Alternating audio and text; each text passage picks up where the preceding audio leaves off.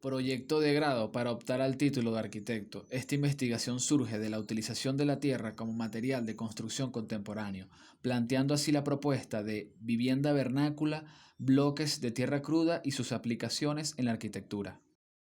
El contenido de esta presentación se dividió en 5 secciones. La primera, la mirada del arquitecto, en la cual se comentará el contexto de surgimiento. La segunda, la investigación del proyecto, trata del abordaje y su estructura. La tercera, las instancias de desarrollo, donde se plantean los aspectos relevantes del proceso. La cuarta, el proyecto, trazando un nexo entre la investigación teórica y el trabajo práctico para el desarrollo de la propuesta. Y la quinta, la continuidad, es el deseo de que esta investigación sea el inicio a nuevas exploraciones. La mirada del arquitecto. Durante años, la Tierra, desde los inicios de la humanidad, ha estado presente en las construcciones. Asimismo, en el mundo contemporáneo, el arquitecto ha tratado de regresar al origen y de ahí recoger la sabiduría y los conocimientos que se han pasado de generación en generación. En este sentido, la relación temporal del uso de bloques de tierra en arquitectura comienza con la ciudad Cataluyuk, patrimonio mundial según la UNESCO, la cual ha servido de inspiración en esta exploración.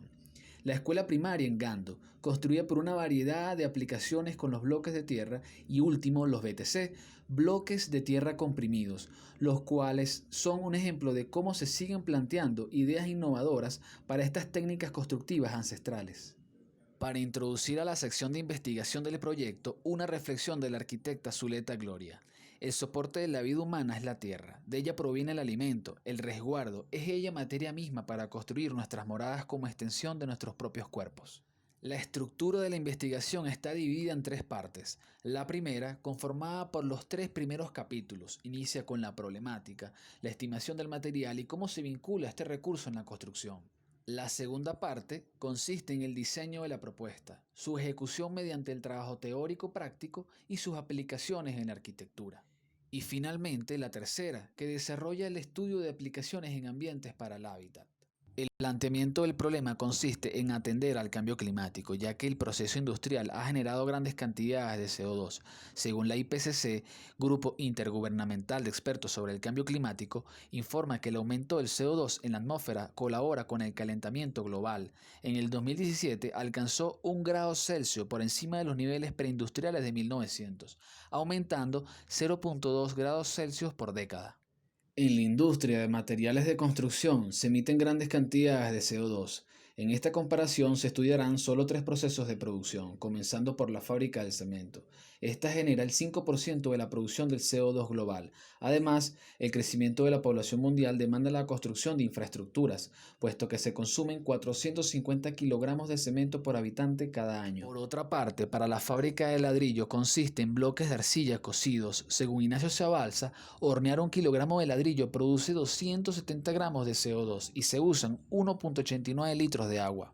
En contraste a la producción de materiales que demanda altas cantidades de energía y con la intención de mitigar el impacto ambiental, está la fábrica de los BTC. Este material no genera CO2, pues no requiere de tratamientos para ser devuelto al medio ambiente, excepto si está combinado con otros materiales y solo requiere el 10% de humedad por cada bloque. De estos datos surge la interrogante. ¿Se podrá plantear una alternativa de construcción con tierra que solucione diferentes aplicaciones en la arquitectura? El nexo entre el uso de la tierra cruda con otros materiales de construcción y la unión de técnicas constructivas antecesoras logra producir un elemento constructivo que ensambla ciertas aplicaciones y son parte de un catálogo de opciones para la construcción actual, de esta manera alcanzando a ampliar el uso de este recurso natural en la arquitectura. De dicha conjetura surge el objetivo general, consiste en explorar aplicaciones arquitectónicas a través de un bloque en tierra cruda.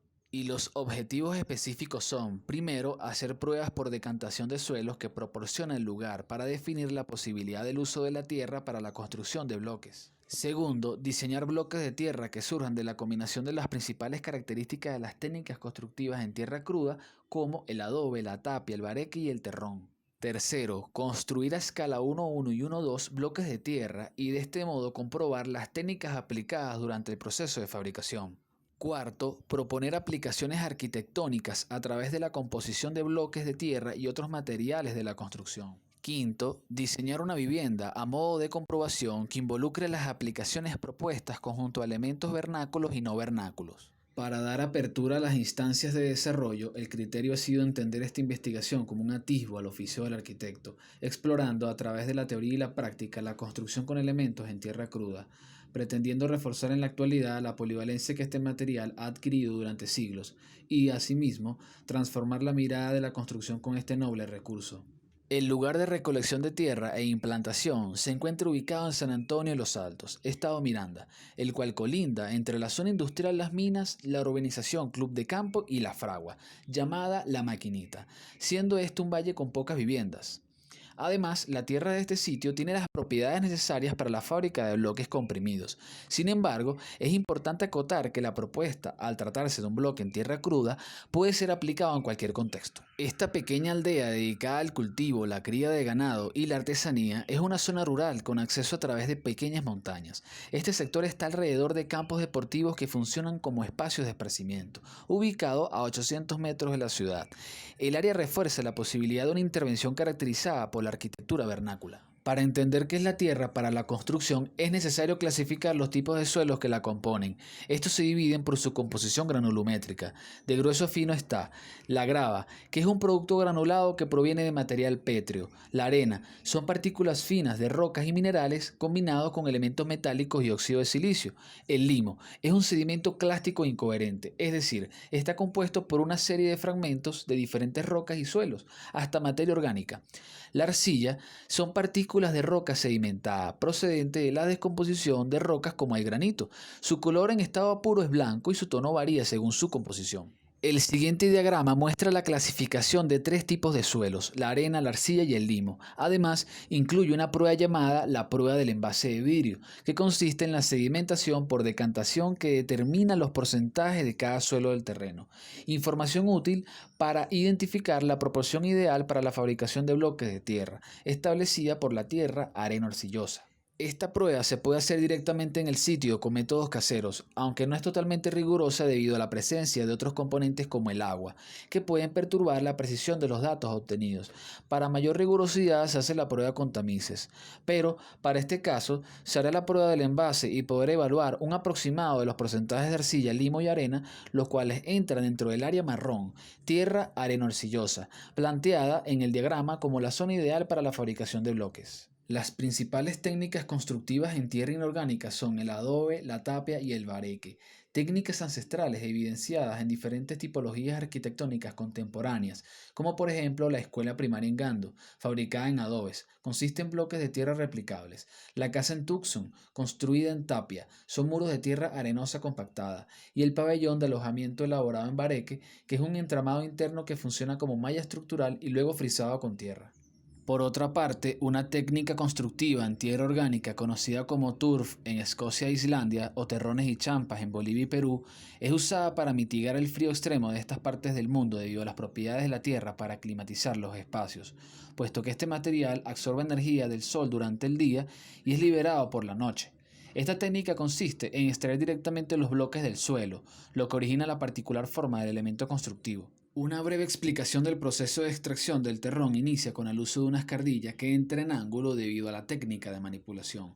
Luego en tres cortes se secciona el suelo y se procede a retirar las piezas, una llamada tipo diamante y otro tipo pirámide. De estos cortes se extraen dos tipos de elementos. El primero es un bloque longitudinal que luego es cortado en lonjas que funcionan para muros de apilamiento y el segundo, del cual analizaremos, son bloques con una forma romboidal que funcionan para muros, tabiquerías y cubiertas.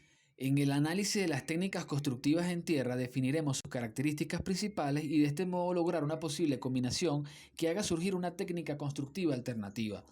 Del adobe se toma la capacidad de replicación, descrito por módulos que se agrupan en diversas formas. De la tapia, la compactación de tierra, aumentando su densidad y rigidez. Del bareque, la estructura interna que guía y agrupa los bloques. Y del terrón, la variedad compositiva de los bloques romboidales. De la unión de estas técnicas surge un bloque romboidal compactado que se agrupan entre ellos mediante varillas internas. El diseño del bloque, llamado bloque A, cumple con ensamblar ciertas aplicaciones, como pisos, celosías, arcos y bóvedas. Además, para conseguir armar aplicaciones que requieran mayor sujeción entre los bloques, nace una variación del primer bloque llamado bloque B, con su aplicación de tabiques entramados, y finalmente el bloque C, que ensambla tabiques planos, columnas, contrafuertes y macetas. Para definir el diseño del bloque A, partimos del ladrillo rojo macizo, un prisma rectangular con medidas estándar y de 3.5 kilogramos, del cual se inscribe un rombo en la cara superior. Luego, con geometría, se define la forma y se retiran las esquinas del prisma rectangular para dar con la propuesta del bloque romboidal. Este proceso tiene la intención de aligerar al 50% el peso del ladrillo original, llevando al bloque hasta 1.75 kilogramos. Además, se reduce la cantidad de material a favor de la comodidad de su uso en la construcción. Además, por ser un bloque de tierra sensible a la abrasión, se le incorporan chaflanes evitando los ángulos rectos que afectan los bordes del bloque. Por otra parte, el bloque tiene desventajas como propiedades de higroscopicidad, ya que absorbe humedad. Por ello, a raíz de pruebas de proporción de los materiales, se definió una mezcla de 85% de tierra cernida con 10% de agua y 5% de mucílago, sustancia que proviene de savia vegetales como el aloe vera, que actúa como una resina natural. Estos datos son obtenidos de la investigación con sabias y bloques de tierra de Guadalupe y García. Sin embargo, para convertir la fuerte humedad del clima puede ser mezclado con un mínimo de 10% de cemento.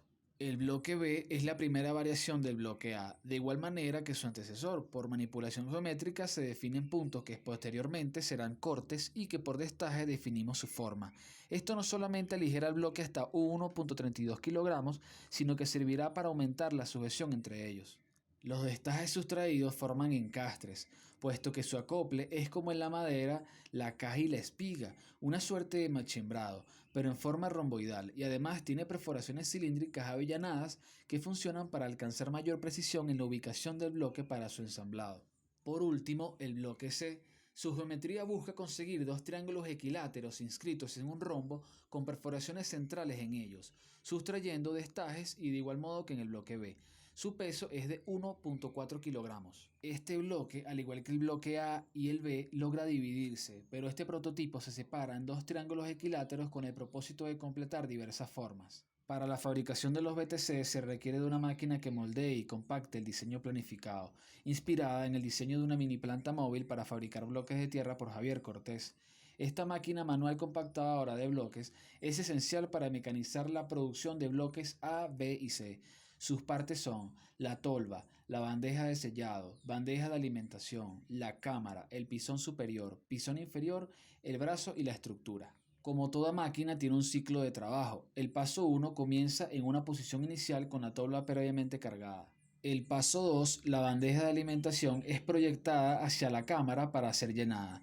Durante este proceso, la bandeja de sellado evita que la tolva se descargue. Esta acción dura 2 segundos. El paso 3, la bandeja de alimentación colma la cámara con eficiencia y se retranquea para volver a ser llenada por la tolva. Esta acción dura 1 segundo. El paso 4, posteriormente se cierra la compuerta de la cámara, que es el pisón superior, para luego ser presionado contra ella. Esta acción dura 1 segundo. El paso 5, el brazo se posa encima del pisón superior justo en el punto de anclaje para lograr ejercer presión al bajar el brazo. Esta acción dura 3 segundos. El paso 6, el brazo se baja hasta lograr compactar el bloque con una presión de 12.5 kilogramos fuerza por centímetro cuadrado. Tanto el pisón superior como el inferior se tratan de encontrar para así lograr la compactación. Esta acción dura 5 segundos. Y para finalizar el paso 7, al estar lista la compactación, se abre la compuerta mientras que el brazo hace subir el pisón inferior que trae consigo el bloque compactado y se hace la extracción del bloque. Paso seguido se recarga la tolva para continuar con el proceso. Esta acción dura 4 segundos y en total cada bloque debería ser fabricado en 16 segundos aproximadamente. En la fabricación de bloques B y C, la máquina requiere un cambio de bandejas debido a su forma. Para ello, en el pisón inferior y superior hay adaptaciones para incorporar dichas bandejas. En el pisón superior, a modo de riel o de guía, la bandeja es cambiada y ajustada, y en el pisón inferior la bandeja se atornilla. En el proceso de fabricación artesanal se inició con desarrollar un prototipo de máquina compactadora en madera a escala 1-2. Sus partes son producto de la interpretación de la máquina antes comentada. Por ende, hubo modificaciones durante el proceso de fabricación debido al impacto de su repetido uso. Como toda tierra tiene diferentes proporciones de suelos, se requiere estudiar las recolectadas del lugar. Para ello se aprovechó de explorar las combinaciones con otros materiales como cocuiza, aloe vera, donde se extrajo el mucílago, y el cemento, de las cuales se realizaron distintas pruebas. Los primeros 10 bloques son: el primero, por el exceso de agua, se mantenía blando y se deformó durante el secado. El segundo, al colocar cocuiza, requería suficiente agua como para unirse de manera efectiva. El tercero, se incorporó 5% de mucílago, reduciendo considerablemente el efecto de la abrasión luego del secado, aunque aún persistía el exceso de humedad. El cuarto, se retiró un 10% de agua, pero eso traía consecuencias con la adaptación de la cocuiza, por lo que se decidió quitar esta fibra de la mezcla. El quinto fue una prueba fallida, no hubo rigurosidad con la humedad del material, por lo cual se afianzó la necesidad de reducir la cantidad de agua en la mezcla. El sexto, la proporción de agua debía disminuir aún más. El séptimo, se utilizó tan poca agua que dio como resultado que se deshacía durante el proceso, aunque solo duró 4 días de secado bajo el sol, mientras que las anteriores se llevaron de 8 a 10 días en secar. El octavo fue el que mejor se comportó, siendo una mezcla que garantizaba el porcentaje ideal, permitía recibir mejor compactación sin desmoronarse y salía del encofrado entero. Además, su proceso de secado al sol duró de 5 a 6 días. Para aumentar la protección contra la humedad se hicieron bloques de concreto. El noveno se le incorporó cemento, lo que hizo al bloque muy resistente.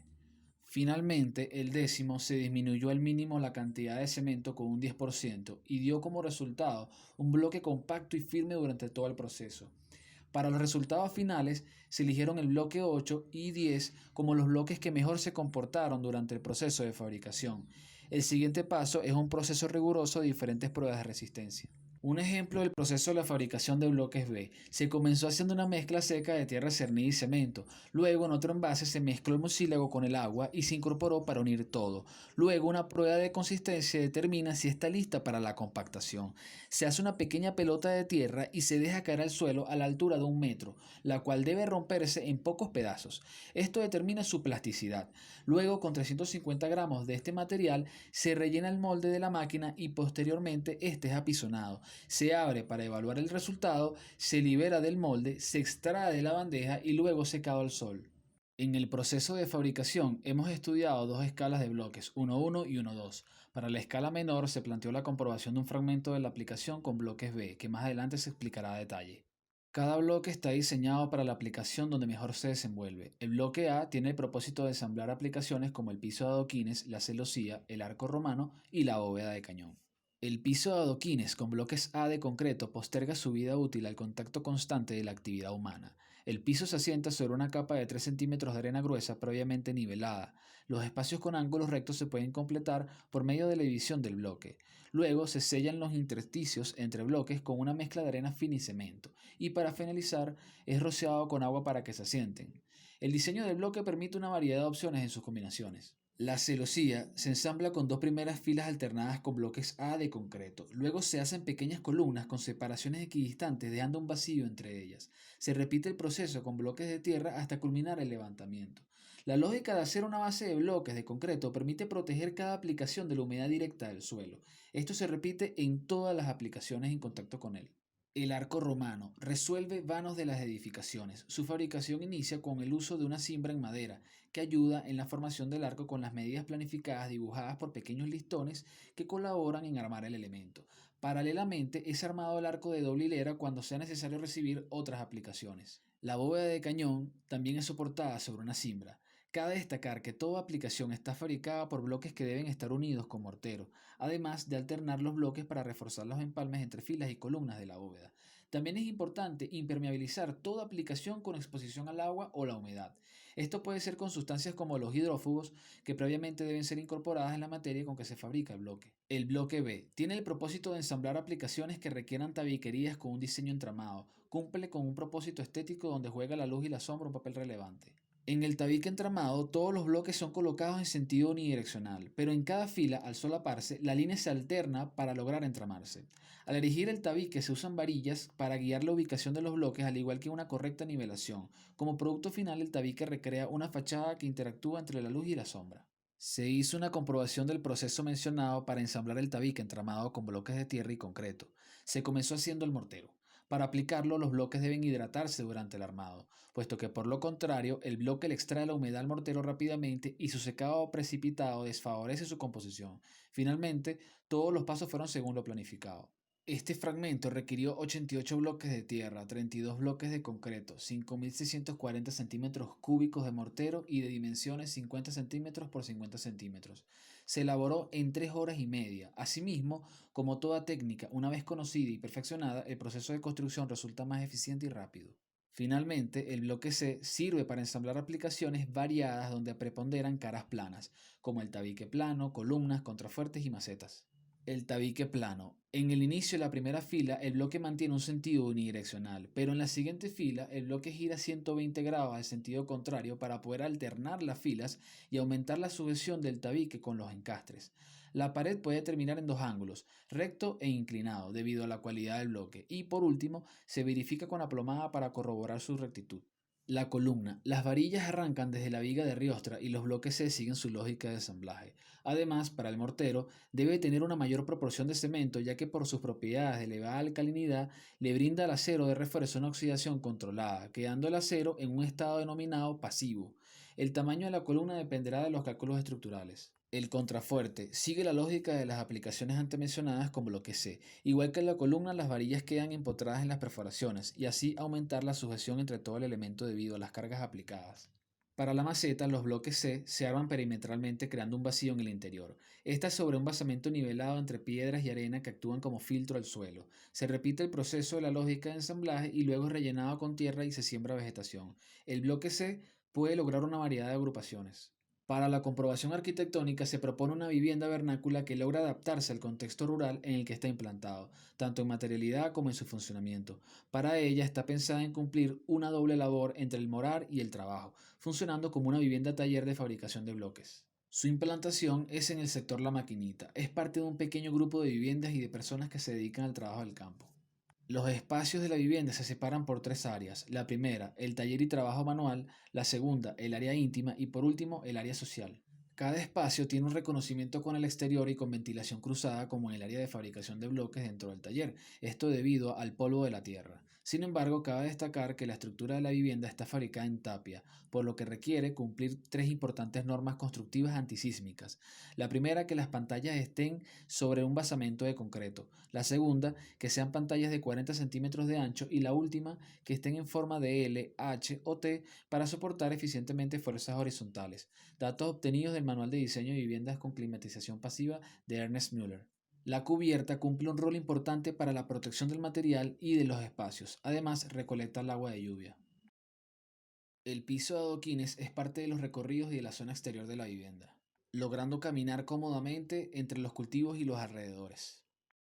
La celosía está ubicada en las áreas donde se necesite ventilación y una visión controlada del exterior-interior, como en el área íntima, el comedor y el taller. La calidez que se genera dentro de los espacios por el uso de la tierra conjunto a la madera da un sentir de cobijo y conexión con el contexto único de estos materiales. El área de fabricación ventilado mejora la calidad del ambiente de trabajo. El tabique entramado ubicado como remate del área social con vista al comedor. El tabique entramado enaltece la textura de la tierra en la construcción. El tabique plano está ubicado en los baños. Dentro de espacios muy húmedos, el tabique debe estar protegido internamente con impermeabilizantes o revestimientos. La columna es parte de la estructura que soporta la cubierta.